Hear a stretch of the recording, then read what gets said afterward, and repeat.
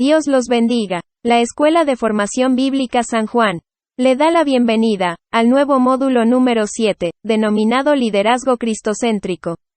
Esperamos que le sea de mucha bendición para su vida. En el libro de Isaías, capítulo 52, versículos 13 al versículo 15, y versículo 53. Se anuncia que vendría un siervo sufriente, a servir a la humanidad. Jesús, el deseado de las naciones, el mismo Dios se encarnó en cuerpo humano, y vino a padecer todas las adversidades de los seres humanos. Las siguientes características se desprenden de la profecía de Isaías. Fue desfigurado en su rostro, y desconocido. Fue raíz que creció en tierra árida. Fue la semilla que vino a un mundo caído, y en hostilidad para traer gran luz. Miqueas capítulo 5, capítulo 7, capítulo 8 versículo 12. Vino a traer vida a lo que estaba muerto. Fue despreciado, desechado, abrumado de dolores, con experiencia en quebrantos. Fue considerado ajusticiado por Dios, como si fuese culpable, y padecer esa muerte tan horrenda. Fue herido, fue molidos, entre otros. ¿Por qué Jesús tuvo que padecer eso? Porque vino en una misión de servicio hacia los hombres. Su misión es recuperar lo que se había perdido, la relación con Dios, por causa del pecado. Jesús se constituye como modelo de cada ministro por su entrega incondicional. Porque se constituyó como nuestro proveedor de paz. Porque sirvió aún hasta la humillación, padecer una muerte de malhechor siendo santo, sin manchas. A pesar de las dificultades como hombre, continuó sirviendo, no se quejó, ni castigó a nadie por sus pecados, más bien a los pecadores nos concedió la oportunidad de formar su familia. De ser llamados hermanos. Jesús el Maestro, que lavó los pies a sus discípulos, en el Evangelio de Juan, capítulo 13, versículo 1 al versículo 20. Vemos que el Maestro les enseñaba a sus discípulos con acción, con su propia vida, forma de vivir, y dirigirse a los demás. Para él todos eran iguales, no hizo acepción de persona. Los discípulos presentes recibieron ese confortante regalo de su Maestro. Para Jesús todos eran un solo grupo, cada uno era una parte indivisible del grupo. Aún era importante quien en el futuro lo traicionaría, y Jesús no lo ignora. Este es el modelo que debemos adoptar hoy, los creyentes para con nuestros hermanos en la fe, y aún para nuestro prójimo inconverso.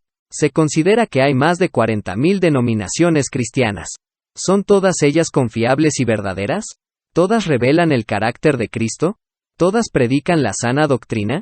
En forma general se podría denominar al liderato cristiano, un liderazgo en crisis, un liderazgo que necesita de profundas reformas. Vemos grandes líderes en cadenas de radios, televisión, autores de libros, etc. que están sumergidos en el Evangelio de la prosperidad. El sistema de discipulado bíblico en su congregación está en coma, la evangelización está ausente, el amor de Dios no se distingue del amor del mundo, hay muchas divisiones entre los miembros, las congregaciones cuentan con un liderazgo piramidal en el que el pastor está en la cima de la pirámide, cada día se publican nuevos escándalos de dinero, matrimoniales, de algún tipo de abuso y un sinfín de situaciones que seguramente al cursante no le resulta rara.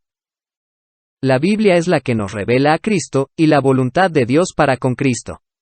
Es en el libro de Efesios capítulo 4, en donde se define la finalidad de la Iglesia como cuerpo. Perfeccionar a los santos para la obra del ministerio. La edificación del cuerpo. Llegar a la unidad de la fe. Conocimiento del Hijo de Dios. A la medida de la estatura de Cristo. Y una vez cumplidos todos estos requerimientos, poder seguir la verdad en amor. Crezcamos en Cristo como autoridad de la Iglesia. Todo esto tiene una condición, la condición es la unidad del cuerpo. Modelo del mayor en el reino tal como lo dijo el Señor el mayor, no es quien es más notable, más destacado en la congregación. El mayor es el que sirve a todos viendo el ejemplo de Jesús. En la época que vino Jesús a este mundo, la pirámide social era más o menos así. Encontramos al cisma, compuesto por lo siguiente: sumo sacerdote, Sanedrín sacerdocio, doctores en las escrituras, mercaderes, trabajadores libres, y estaba en la base de la sociedad, campesinos, esclavos, y gentiles. Hoy nosotros, si queremos ser la iglesia sin mancha que está llena del amor de Cristo, y queremos ser grandes en el reino espiritual de Dios, tenemos que ser los últimos. Copiar el modelo de Cristo, ofrecernos a cada uno que podamos. Ser el último para ser el primero. No por competencia ni vanagloria, sino para alabar a Dios con mis actos. Ministros competentes del nuevo pacto somos todos, los que nos sujetamos a la gracia de Dios. Es decir, todos los cristianos nacidos de nuevo somos ministros. En la práctica podemos diferenciar dos clases de ministros. Primero, el ministro por designio de Dios, el que Dios establece para el servicio, todo cristiano nacido de nuevo. Todos estamos llamados para dar cumplimiento a la gran comisión, lo vemos en el libro del Evangelio de Marcos capítulo 16, versículos 15 al 18. En el Evangelio de Lucas capítulo 24 y versículo 47. En el Evangelio de Mateo, capítulo 28, versículos 18 al 20. Y para servirle a Dios de modo bíblico. Segundo, el ministro en función. Es aquel que está cumpliendo una función ministerial, dentro de una congregación, iglesia local, célula, grupo de estudio, etc. Bajo esta premisa que existen estos dos tipos de líderes. La gran comisión, consiste en compartir la noticia que hay perdón de pecados. Si hay perdón de pecados, a través de Cristo hay salvación eterna. No hay más perdición para el que cree. Todos estamos llamados a predicar la buena noticia. ¿Cómo puedo ser grande en el reino? A través del cumplimiento de la gran comisión. Evangelizando en tiempo y a destiempo. Sometiéndome a un discipulado bíblico para conocer las verdades de las Escrituras, y compartiéndola a los ganados para el reino. Esto consiste el ID, y presentar la buena noticia. ¿En qué consiste el hacer discípulo? Es enseñándole a la persona la sana doctrina bíblica, no la de hombres, ni de la denominación o concilio, etc. Sino el de la Biblia. Trata a los demás como si fueran superiores a ti. Lo vemos en la epístola a los Filipenses, capítulo 2. El centro del reino es Cristo.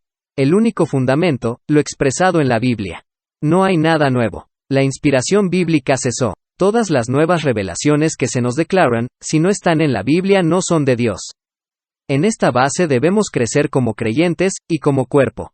O sea, centrándonos en lo escrito. Fin. Del módulo número 7, denominado Liderazgo Cristocéntrico. Dios los bendiga ricamente. Gracias por su atención.